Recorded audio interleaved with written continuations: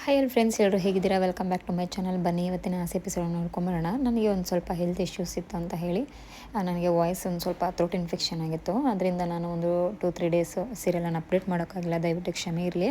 ಇವತ್ತಿನ episode update ಮಾಡ್ತಾ ಇದ್ದೀನಿ. ಈ ಕಡೆ ಮೀನಾ ಸೂರ್ಯ ಇಬ್ಬರು ಮಾತಾಡ್ಕೊಂಡು ನಿಂತಿರ್ತಾರೆ. ಸೂರ್ಯ ಫೋನಲ್ಲಿ ಇರ್ತಾನೆ. ರೀ ಯಾರ ಜೊತೆಲಿರಿ ಅಂದಾಗ ಒಬ್ಬರು ಕಸ್ಟಮರ್ ಹೇಳಮ್ಮ ಅಂತಂದರೆ, ಏನು ರೀ ಇಷ್ಟೊಂದು ಬಿಸಿಲು ಆಚೆ ಕಡೆ, ನನಗೆ ತಲೆನೇ ಸುತ್ತುತ್ತಿದೆ ಅಂತಂದಾಗ, ನಡಿ ಒಂದು ಸ್ವಲ್ಪ ಎಳ್ನೀರು ತೊಗೊಬರ್ತೀನಿ ಅಂತ ಹೇಳಿ ಅಂದಾಗ, ಬೇಡ ಬೇಡ ರೀ, ಏನು ಬೇಡ, ನಿಮ್ಮನ್ನು ನೋಡಿದ್ನಲ್ಲ ಸಾಕು ಅಂತಾಳೆ. ಈ ಕಡೆ ಸೂರ್ಯ ಲವ್ಸು ನನ್ನ ಮೇಲೆ ಥ್ಯಾಂಕ್ ಯು ಅಂತ ಅಂತಾನೆ. ಏನಾಯಿತು ಏನು ಅಂದಾಗ, ನನಗೊಂದು ದೊಡ್ಡ ಆರ್ಡ್ರ್ ಸಿಕ್ಕಿದೆ ಅಂತಾರೆ. ಆರ್ಡ್ರಾ? ಏನು ಆರ್ಡ್ರು, ಯಾರು ಆರ್ಡ್ರು ಅಂತ ಅಂತಾರೆ. ರೀ ಆ ಆರ್ಡ್ರಲ್ಲ ರೀ, ನನಗೆ ಹೂವಿನ ಆರ್ಡ್ರ್ ಸಿಕ್ಕಿದೆ, ಆದರೆ ಕಾರ್ಪೊರೇಟ್ ಕಂಪ್ನಿದು. ಅದಕ್ಕೆ ಫಿಕ್ಸ್ಡ್ ಡೆಪಾಸಿಟ್ ಅಂತ ಮಾಡಬೇಕಂತೆ, ಸೆಕ್ಯೂರಿಟಿ ಪರ್ಪಸ್ಗೋಸ್ಕರ. ಅದು 2.5 ಲಕ್ಷ ಮಾಡಬೇಕು ಅಂತ ಹೇಳಿ ಅಂತಾರೆ. 2.5 ಲಕ್ಷ ಮಾಡಬೇಕಾ? ಹೆಂಗೆ, ಏನು ಮಾಡೋದು ಅಂತ ಅಂದಾಗ, ಅದೇ ರೀ ನನಗೆ ಗೊತ್ತಾಗ್ತಾ ಇಲ್ಲ ಏನು ಮಾಡೋದು ಅಂತ ಹೇಳಿ ಈ ಕಡೆ ಮೀನಾ ಅಂತಾಳೆ. ಸರಿ ಕಾರ್ ಮಾರ್ಬಿಡೋಣ ಅಂತಂದಾಗ, ಈ ಕಡೆ ಮೀನಾ, ರೀ ಒಂದು ಬೇಕು ಅಂಥೇಳಿ ಇನ್ನೊಂದು ನಾವು ಕಳ್ಕೊಂಬಾರ್ದು ರೀ, ಸುಮ್ಮನೆ ಇರ್ತೀರಾ ಅಂದಾಗ, ಬೇರೆ ಏನೇನು ಮಾಡೋಕ್ಕಾಗುತ್ತೆ ಅಂತ ಹೇಳಿ ಅಂತಾರೆ. ಅದೇ ಟೈಮ್ಗೆ ಈ ಕಡೆ ಸೂರ್ಯ, ಸರಿ ಅಪ್ಪ ಹತ್ರಕ್ಕೆ ಹೋಗೋಣ ಅಂತಾರೆ. ರೀ ಮಾವ ಹತ್ರ ಅಷ್ಟೊಂದು ದುಡ್ಡು ಇಲ್ರಿ ಇದೆ ಅಂದಾಗ, ಹಂಗಲ್ಲಮ್ಮ, ಅಪ್ಪ ಹತ್ರ ಹೋಗಿ ಹೇಳಿದ್ರೆ ಇದಕ್ಕೊಂದು ದಾರಿ ಹೇಳ್ತಾರಲ್ವ, ಅದಕ್ಕೋಸ್ಕರ ಅಂದಾಗ, ಅದು ಒಳ್ಳೆಯದೇ, ಓಕೆ, ಅದು ಮಾವ ಹತ್ರ ಹೋಗಿ ನಾವು ಇದ್ರ ಬಗ್ಗೆ ಮಾತಾಡೋಣ ಅಂತ ಹೇಳಿ ಸೂರ್ಯ ಮೀನಾ ಇಬ್ಬರು ಮಾತಾಡಿಕೊಂಡು ರಂಗನಾಥ್ರ ಹತ್ರ ಹೋಗ್ತಾರೆ. ಹೋಗಿದ ತಕ್ಷಣ ಈ ಕಡೆ ಸೂರ್ಯಪ್ಪ, ನಾನು ನಿನಗೆ ಏನೋ ಒಂದು ಕೇಳಬೇಕು, ನೀನು ನಮ್ಮ ಸಮುದ್ರಕ್ಕೆ ಸೇತುವೆ ಆದರೆ ಸಾಕು ಅಂತಾರೆ. ಅಪ್ಪ ನೀನು ದಯವಿಟ್ಟು ನನಗೆ ಸುತ್ತಿ ಬಳಸಿ ಮಾತಾಡಬೇಡ, ಏನು ಅಂತ ಹೇಳಿದ್ರೆ ಸಾಕು ಅಂತ ಹೇಳಿ ಈ ಕಡೆ ರಂಗನಾಥ್ ಕೇಳ್ತಾನೆ. ಸರಿ ಇರು ಒಂದು ನಿಮಿಷ, ನೀನು ಬೇಡ, ನೀನು ಮಾತಾಡಿದ್ರೆ ಚೆನ್ನಾಗಿರೋದಿಲ್ಲ, ಸುಮ್ಮನೆ ಮನಸ್ಸಿಗೆ ಹಾಳಾಗ್ಬಿಡುತ್ತೆ, ಏನು ಅಂತ ಹೇಳಿ ನಾನು ಮೀನಾನೇ ಕೇಳ್ತೀನಿ ಅಂತ ಹೇಳಿ ರಂಗನಾಥ್. ಅಮ್ಮ ಮೀನಾ ಏನು ಅಂತ ಹೇಳಮ್ಮ ನೀನೇ ಅಂತ ಹೇಳಿ ಮೀನಾನ ಕೇಳ್ತಾರೆ.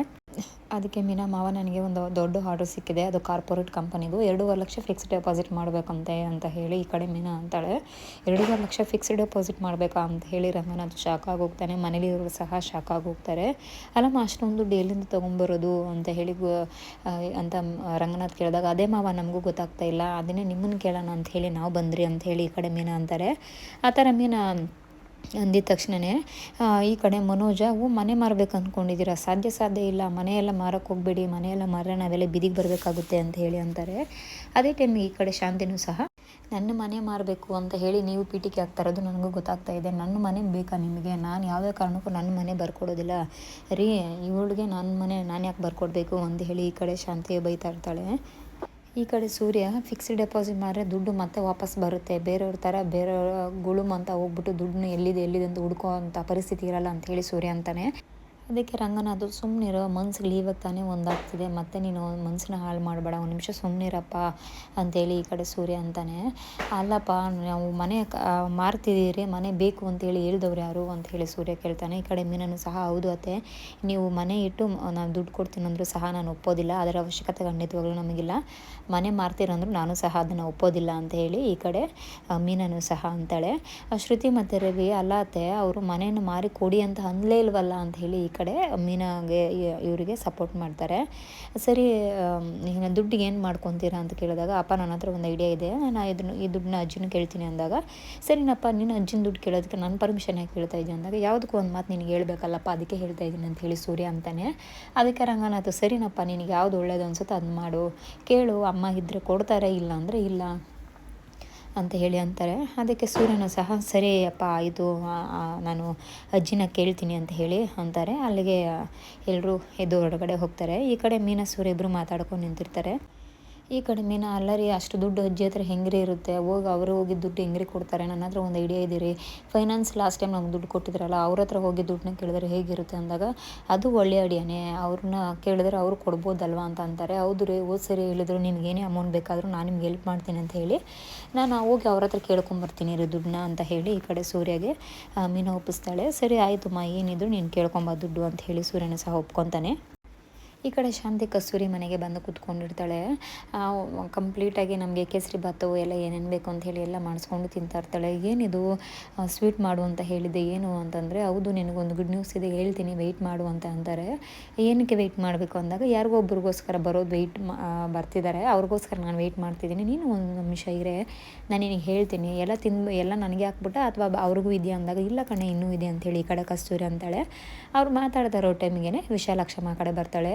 ವಿಶಾಲಾಕ್ಷಿ ಬಂದ ತಕ್ಷಣ, ಏನು ಟೀಚರ್ 2 ದಿನ ರಜಾ ಅಂತಂದ್ರಿ ಡ್ಯಾನ್ಸ್ ಕ್ಲಾಸು, ಈಗ ನೋಡಿದ್ರೆ ಸಡನ್ನಾಗಿ ಕಾಲ್ ಮಾಡಿ ಬರೋಕ್ಕೆ ಹೇಳ್ಬಿಟ್ಟಿದ್ದಾರೆ ಅಂದರೆ, ಇದೆ ಗುಡ್ ನ್ಯೂಸ್ ಇದೆ, ಕೂತ್ಕೊಳ್ಳಿ ನಾನು ಹೇಳ್ತೀನಿ ಅಂತ ಹೇಳಿ ಈ ಕಡೆ ಅಂತಾಳೆ.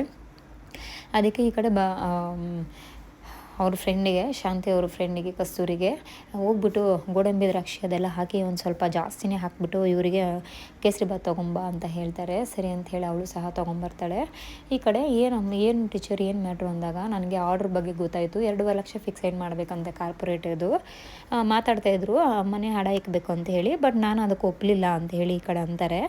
ಅದಕ್ಕೆ ಯಾವುದೇ ಕಾರಣಕ್ಕೂ ಅವಳಿಗೆ ದುಡ್ಡು ಅಡ್ಜಸ್ಟ್ ಆಗೋದಿಲ್ಲ. ಅವಳು ಈ ಕಾರ್ಪೊರೇಟ್ ಒಂದು ಆರ್ಡ್ರನ್ನ ಒಪ್ಕೊಳ್ಳೋಕ್ಕೂ ಆಗೋದಿಲ್ಲ. ನೀವೇ ವಿನ್ ಆಗೋದು, ತಲೆ ಕೆಡಿಸ್ಕೊಂಬೇಡಿ, ಅವಳು ಏನೇ ಮಾಡಿದ್ರು ನಾನು ಅದು ಆಗದೆ ಇರೋಂಗೆ ನೋಡ್ಕೊತೀನಿ ಅಂತ ಹೇಳ್ತಾಳೆ. ಆ ಥರ ಅಂದಿದ ತಕ್ಷಣ ವಿಶಾಲಾಕ್ಷಿಗೆ ತುಂಬ ಖುಷಿಯಾಗೋಗುತ್ತೆ. ಸರಿ ಬಾಯಿ ಸಿಹಿ ಮಾಡಿ ಅಂತೇಳಿ ಕೇಸರಿಬಾತ್ನ ಶಾಂತಿಗೆ ತಿನ್ನಿಸಿ ಮತ್ತು ಕಸ್ತೂರಿಗೆ ತಿನ್ಸೋಕೆ ಹೋದಾಗ ಕಸ್ತೂರಿ ಇಲ್ಲ ನನಗೆ ಬೇಡ, ನೀವು ತಿನ್ನಿ ಅಂತ ಹೇಳಿ ಬೇಡ ಅಂತ ಹೇಳ್ತಾಳೆ.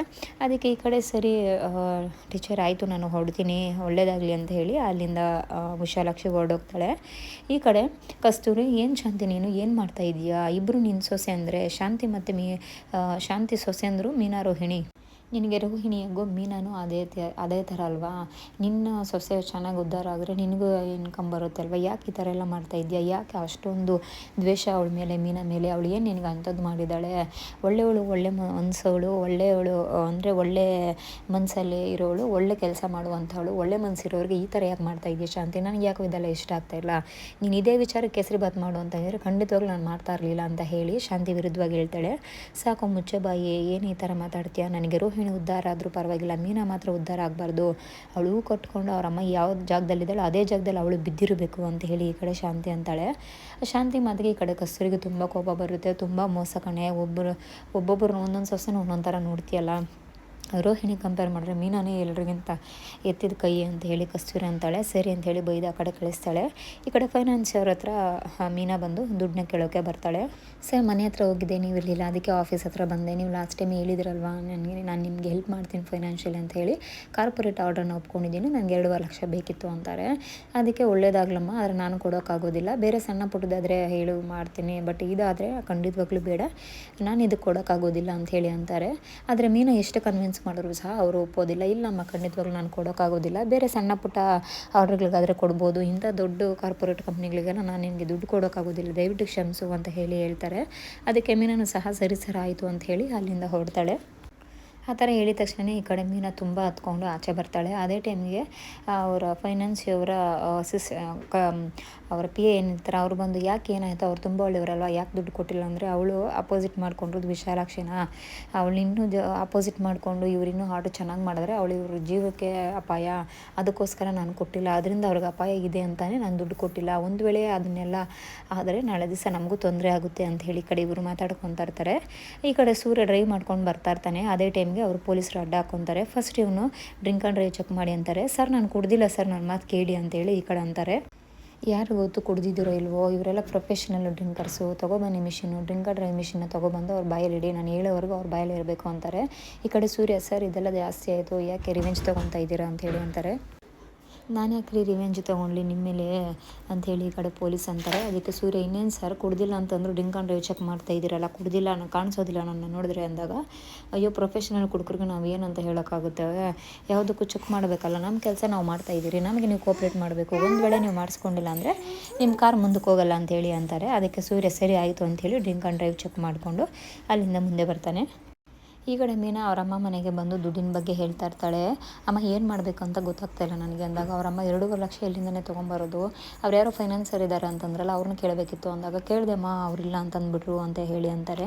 ಮತ್ತು ಇನ್ನೇನಮ್ಮ ಮಾಡೋದು ದುಡ್ಡಿಗೋಸ್ಕರ ಅಂತಂದಾಗ ನನಗೂ ಅದೇ ಗೊತ್ತಾಗ್ತಾಯಿಲ್ಲ, ಹೇಗೆ ದುಡ್ಡು ಅಡ್ಜಸ್ಟ್ ಮಾಡೋದು ಅಂಥೇಳಿ ಗೊತ್ತಾಗ್ತಾನೆ ಇಲ್ಲಮ್ಮ ಅಂತ ಹೇಳಿ ಈ ಕಡೆ ಮೀನಾ ಅಂತಾಳೆ. ಅದೇ ಟೈಮ್ ಈ ಕಡೆ ಕನಕ ಬರ್ತಾಳೆ. ಆಯಕ್ಕ ಏನು ಅಂದಾಗ ಏನು ಕೆಲಸ ಮುಗೀತಾ ಅಂಥೇಳಿ ಈ ಕಡೆ ಮೀನಾ ಅಂತಾಳೆ. ಹೌದಕ್ಕ ಕೆಲಸ ಮುಗೀತು, ಅದಕ್ಕೆ ಬಂದೆ ಅಂತೇಳಿ ಈ ಕಡೆ ಕನಕನೂ ಅಂತಾಳೆ. ಅದಕ್ಕೆ ಸರಿ ಆಯಿತು, ಒಂದು ನಿಮಿಷ ನೀವಿಬ್ಬರು ಮಾತಾಡ್ತಾ ಇರಿ, ನಾನು ಬರ್ತೀನಿ ಅಂಥೇಳಿ ಅವ್ರ ತಾಯಿ ಕಿಚನ್ಗೆ ಎದ್ದೋಗ್ತಾಳೆ. ಈ ಕಡೆ ಕನಕ ಮತ್ತು ಮೀನಾ ಇಬ್ಬರು ಮಾತಾಡೋಕ್ಕೆ ಸ್ಟಾರ್ಟ್ ಮಾಡ್ತಾರೆ. ಏನಕ್ಕ ಏನದ್ರ ಬಗ್ಗೆ ಮಾತಾಡ್ತಾ ಇದ್ರಿ ಅಂದಾಗ, ಯಾವುದೋ ವಿಚಾರದ ಬಗ್ಗೆ ಮಾತಾಡ್ತಾ ಇದೆಯಾ ಅಂಥೇಳಿ ಈ ಕಡೆ ಮೀನಾ ಅಂತಾಳೆ. ಯಾಕಕ್ಕ ನನ್ನ ಹತ್ರ ಹೇಳ್ಬಾರ್ದಾ ಅಂತಂದಾಗ, ಆ ಥರ ಎಲ್ಲ ಏನೂ ಇಲ್ಲ, ದುಡ್ಡಿನ ಬಗ್ಗೆ ಮಾತಾಡ್ತಾ ಇದ್ದೆ, ನಂಗೆ ಒಂದು ಆರ್ಡ್ರ್ ಬಂದಿದೆ, ಬಟ್ 2.5 ಲಕ್ಷ ಫಿಕ್ಸ್ಡ್ ಡೆಪಾಸಿಟ್ ಮಾಡಬೇಕು ಅಂದಾಗ, ಅಯ್ಯೋ ಹೌದಾ ಅಷ್ಟೊಂದು ದುಡ್ಡು ಏನಕ್ಕ ಮಾಡ್ತೀಯ ಅಂದಾಗ, ಗೊತ್ತಿಲ್ಲ ಕಣೆ ನಾನು ಅರೇಂಜ್ ಮಾಡ್ತಾಯಿದ್ದೀನಿ ಅಂಥೇಳಿ ಅಂತಾಳೆ. ಸರಿ ಆಯಿತು, ನನ್ನ ಮದುವೆಗೆ ಅಂಥೇಳಿ ನಾನು 40,000 ಅರೇಂಜ್ ಮಾಡ್ಕೊಂಡಿದ್ದೆ, ಅದನ್ನು ಕೊಡ್ತೀನಿ ಅಂತ ಅಂದಾಗ, ಬೇಡ ಆ ದುಡ್ಡು ನಿಂದು, ನೀನು ಯಾಕೆ ನನಗೆ ಕೊಡ್ತಾ ಇದೆಯಾ, ಅದು ನೀನು ಇಟ್ಕೊ ಅಂತೇಳಿ ಈ ಕಡೆ ಮೀನಾ ಅಂತಾಳೆ. ಇಲ್ಲಕ್ಕ ನೀವು ತೊಗೊಳ್ಳಿ, ಅದಾದಮೇಲೆ ಬೇಕಾದ್ರೆ ನಂಗೆ ರಿಟರ್ನ್ ಕೊಡಿರ ಅಂಥೇಳಿ ಅಂತಾಳೆ. ಸರಿ ಆಯಿತು, ಈಗ ನಾನು ಆ ದುಡ್ಡು ಕೊಡ್ತೀನಿ, ಅದಾದಮೇಲೆ ನೀನು ನನ್ನ ಸೆಕ್ಯೂರಿಟಿ ದುಡ್ಡು ಏನಿದೆ ಅದು ನಂಗೆ ರಿಟರ್ನ್ ಬಂದಮೇಲೆ ನಾನು ಕೊಟ್ಟಮೇಲೆ ನೀನು ತೊಗೊಂಡೇಬೇಕು, ಯಾವುದೇ ಕಾರಣಕ್ಕೂ ನನ್ನ ಹತ್ರ ಬೇಡ ಅಂತ ಹೇಳಬಾರ್ದು ಅಂತ ಹೇಳಿ ಅಂದಾಗ, ಸರಿ ಅಕ್ಕ ಆಯಿತು, ನಿನ್ನ ಮಾತಿನ ಪ್ರಕಾರನೇ ಆಗಲಿ, ನಾನು ಯಾವುದೇ ಕಾರಣಕ್ಕೂ ಖಂಡಿತವಾಗ್ಲೂ ಬೇಡ ಅಂತೇನಲ್ಲ, ತೊಗೊತೀನಿ ಅಂತ ಹೇಳ್ತಾಳೆ. ಅಲ್ಲಿಗೆ ಇವತ್ತಿನ ಎಪಿಸೋಡ್ ಕಂಪ್ಲೀಟ್ ಆಗುತ್ತೆ. ನೆಕ್ಸ್ಟ್ ನಾಳೆ ಎಪಿಸೋಡನ್ನು ಅಪ್ಲೋಡ್ ಮಾಡ್ತೀನಿ. ಆದಷ್ಟು ನನ್ನ ವೀಡಿಯೋಸ್ ಇಷ್ಟ ಆದರೆ ದಯವಿಟ್ಟು ಲೈಕ್ ಮಾಡಿ, ಶೇರ್ ಮಾಡಿ ಮತ್ತು ಸಬ್ಸ್ಕ್ರೈಬ್ ಮಾಡಿ. ಬಾಯ್ ಬಾಯ್.